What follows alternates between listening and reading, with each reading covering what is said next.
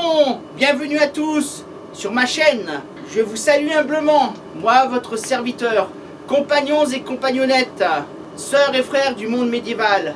Je vous salue, je suis Baillant Taillefer pour vous servir. Alors Bohémond, de quoi allons-nous parler aujourd'hui? Aujourd'hui, on va parler des palais des rois de France à Paris. Les palais des rois de France à Paris, les palais intramuros. Intramuros dans le sens des palais qui sont entre les murailles de l'enceinte Philippe-Auguste et de l'enceinte Charles V.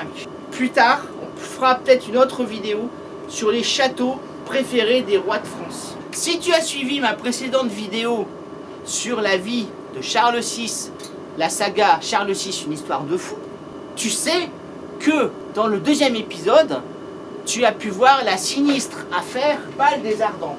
Et ce Bal des Ardents, je t'ai expliqué qu'il avait eu lieu dans l'hôtel Saint-Paul. Et là, je t'avais dit, si je continue à en parler, je vais encore faire une digression. Donc cette digression, je te la fais aujourd'hui dans cette vidéo qui est consacrée au palais des rois de France à Paris. Alors, le premier qui vient à l'esprit, si tu es parisien, tu vas tout de suite savoir de quoi il s'agit. C'est le palais de justice sur l'île de la Cité. Le palais de justice, la conciergerie et la Sainte-Chapelle font donc partie d'un ensemble qui, à l'époque, représentait le siège du pouvoir central de la royauté en France et à Paris. Ce palais, à l'époque, était d'abord le Palatium. Le Palatium, c'est le mot latin qui va donner palais. Ce Palatium avait été construit par les Gallo-Romains après l'invasion de la Gaule par Jules César. On en reparlera. Et donc, dans ce Palatium, qui se situe à l'extrémité de l'île de la Cité, côté ouest, régnait un gouverneur, le gouverneur de Lutèce. On s'aperçoit que Lutèce est une position stratégique extrêmement intéressante, à mi-chemin avec la frontière du nord, avec le Limès au nord et à l'est. Et donc, les généraux arrêtaient leurs légions, ils les faisaient hiverner, c'est-à-dire qu'elles prenaient leur cantonnement pendant l'hiver, et eux se reposaient dans le palais de l'île de la Cité. Notamment, il y a eu deux empereurs, Julien et Justinien, qui ont habité un moment dans ce palais. Mais passons au Moyen-Âge. Au Moyen-Âge, au début du Moyen-Âge plus précisément, la Gaule est légèrement fédérée par les Mérovingiens. Les Mérovingiens sont une dynastie à cheval, c'est-à-dire que c'est une dynastie itinérante qui n'a pas vraiment de palais. Ils voyagent avec leurs troupes armées, leurs butins, leurs chariots, leurs femmes, parce qu'ils sont polygames. Ils sont chrétiens, mais ils sont encore un petit peu polygames. Mais bon, ils s'en vont pas trop près de leur évêque. Et ils voyagent. Ils vont de ville en ville. Et quand ils passent par Paris, évidemment, ils s'arrêtent et ils occupent le Palatium. Le Palatium laissé par les Romains. Un seul roi mérovingien, le célèbre Dagobert, celui qui a mis sa culotte à l'envers, je t'expliquerai pourquoi une autre fois, on en reparlera. Donc le célèbre Dagobert, lui, a quand même fait édifier un atelier de monnaie dans le palais. Sinon, peu d'occupation par les Mérovingiens. Les Carolingiens, on va passer très vite, puisque leur siège du pouvoir, c'est Aix-la-Chapelle, que les Allemands appellent Aachen. Je ne sais pas si la prononciation est bonne, mais c'est pas grave, peu me chaud. Donc, arrivons aux Capétiens. Les Capétiens, Hugues Capet. Hugues Capet a un fils. Ce fils, c'est Robert II, dit le Pieux. Et Robert II, lui, va s'intéresser à Paris. Parce que Paris, très vite, on s'aperçoit que c'est vraiment la capitale. C'est là que doit être le pouvoir politique, le pouvoir des rois. Et Robert II va faire raser l'ancien Palatium et va construire le palais moderne médiéval. Il va notamment installer une grande salle du trône qu'il va appeler en latin la Aula Regis, la salle du roi. Il va faire édifier quelques murailles et tous ses successeurs vont apporter chacun leur pierre à ce palais. Par exemple, Louis le Gros, bien des générations plus tard, Louis VI le Gros, tu sais celui des visiteurs, le fameux Louis VI le Gros. Louis VI le Gros, il a existé, hein, c'est pas seulement dans les visiteurs. Donc Louis VI le Gros, lui, va faire construire la grosse tour. C'est pas une blague. Il va faire construire une tour, on va l'appeler la grosse tour. C'est comme ça. Son fils, Louis VII, rien de spécial. On arrive à Philippe-Auguste. Philippe-Auguste, c'est le grand roi de la fin du XIIe siècle, début XIIIe. Philippe-Auguste. Alors lui, Philippe-Auguste, j'en parlerai juste après dans le petit sous-chapitre Le Louvre. Passons à Saint-Louis. Saint-Louis, lui, fait construire la Sainte-Chapelle, qui existe encore aujourd'hui, et la tour Bombec. Passons maintenant à Philippe le Bel. Alors Philippe le Bel, c'est un roi très centralisateur. Il a fait énormément de choses pour le royaume de France. Pas que des bonnes non plus, on en reparlera aussi. Donc Philippe le Bel, lui, va faire raser la Aula Regis, la salle du trône.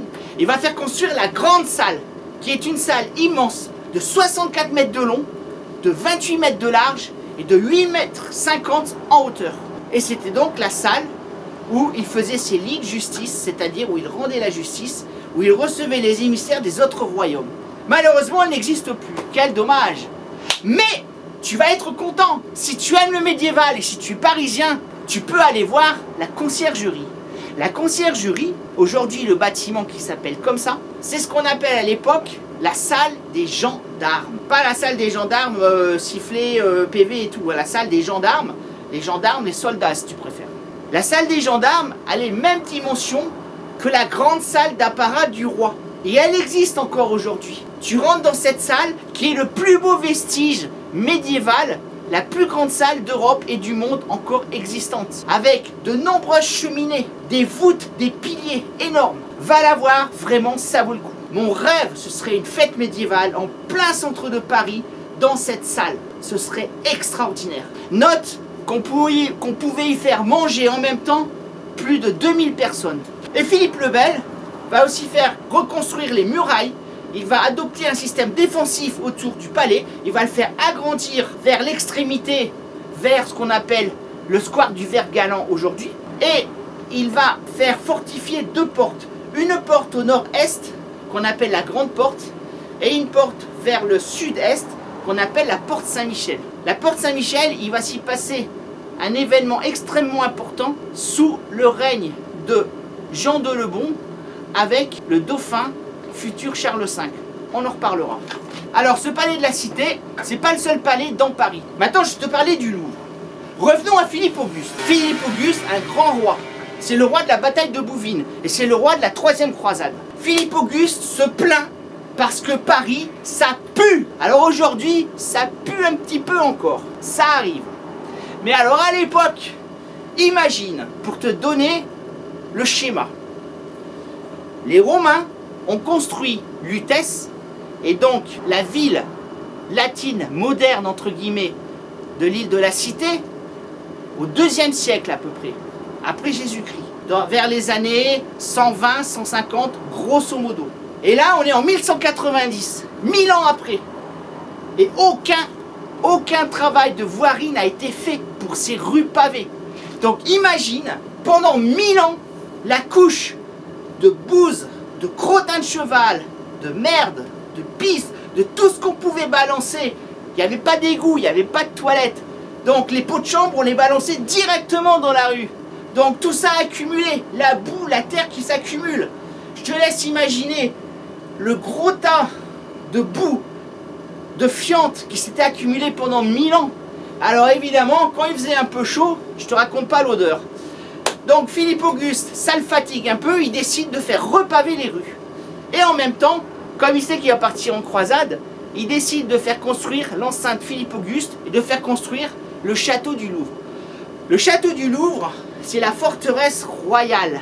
C'est la puissance, le symbole de la puissance du roi de France à Paris. Le Louvre, il n'en reste pas grand-chose aujourd'hui. Néanmoins, si tu vas dans le musée du Louvre et que tu vas au dernier sous-sol, tu peux voir les fondations.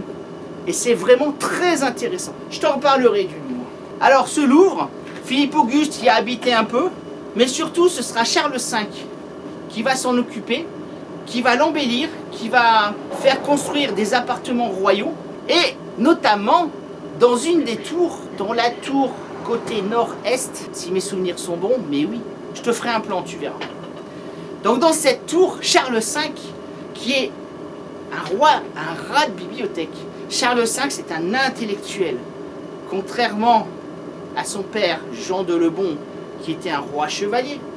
Contrairement à Saint-Louis, qui est aussi un roi chevalier. Et donc, lui, c'est un intellectuel. Et il va rassembler des centaines d'ouvrages et il va faire construire sa petite bibliothèque dans cette tour qui sera l'ancêtre de la Bibliothèque nationale de France. Après le Louvre, l'hôtel Saint-Paul. L'hôtel Saint-Paul qui se situe dans le 4e arrondissement, au niveau du quai des Célestins et qui englobe plusieurs rues. Cet hôtel Saint-Paul, il a été acheté morceau par morceau par le roi Charles V, qui était encore dauphin, après l'incident de la porte Saint-Michel.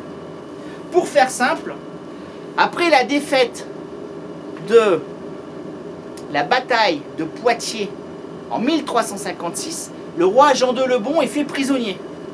Tu sais, c'est le fameux « Père, gardez-vous à gauche ! Père, gardez-vous à droite !» Là, imagine le roi Jean de Lebon au sommet d'une colline, pas très loin de Poitiers, au sud, et qui se retrouve quasiment seul avec quelques hommes d'armes autour de lui, et les Anglais qui viennent le prendre, et il se bat pour sa vie.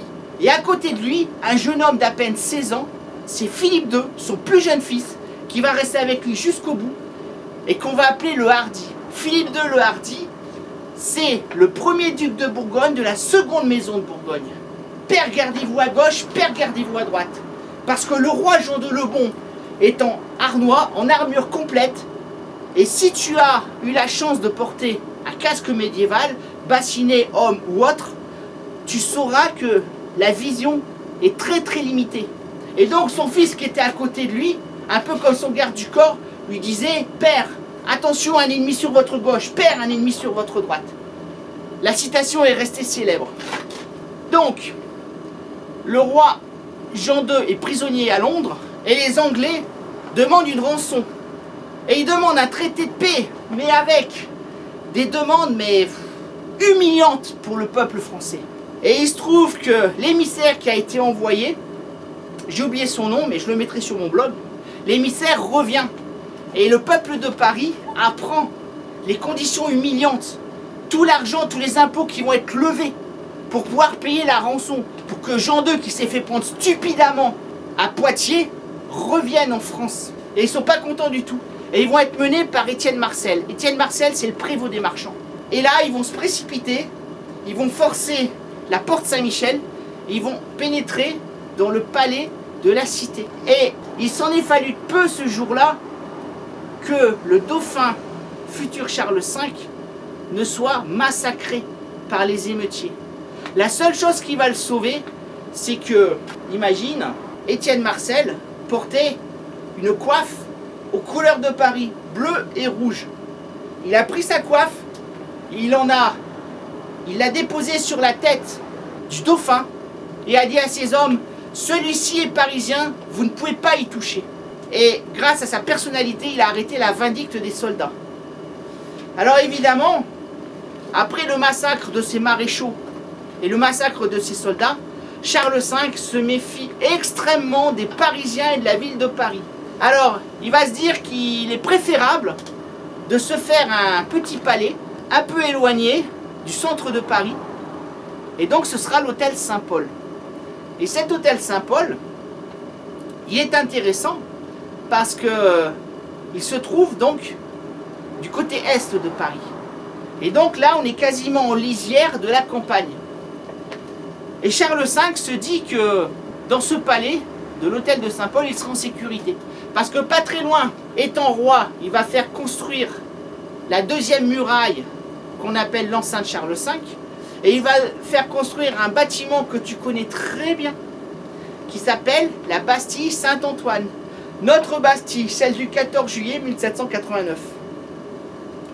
Et cette Bastille, s'il y a un problème, s'il y a une émeute, il n'est qu'à quelques pas. Il peut sortir de l'hôtel Saint-Paul et se réfugier dans la Bastille. Un bâtiment d'architecture militaire fantastique, presque imprenable, avec 8 tours, extraordinaire.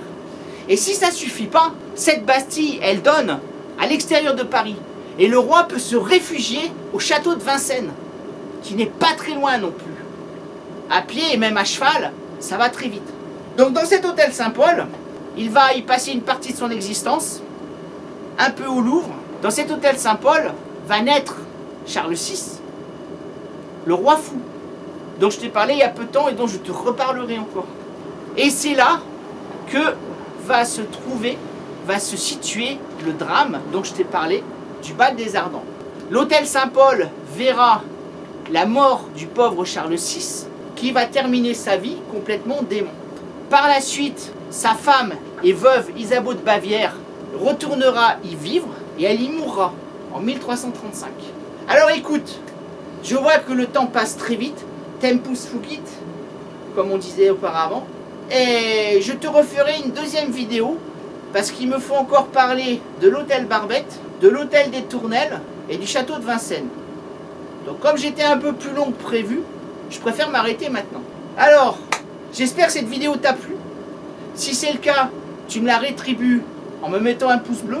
Surtout, j'aimerais avoir ton avis. Dépose un commentaire, c'est très important pour moi et pour mon monteur, Bohémond. C'est très important. Tu me mets un pouce, tu parles de cette vidéo autour de toi, tu parles de mon personnage, si tu aimes ce que je fais, tu t'abonnes et tu la partages surtout. Et tu vas sur mes réseaux sociaux.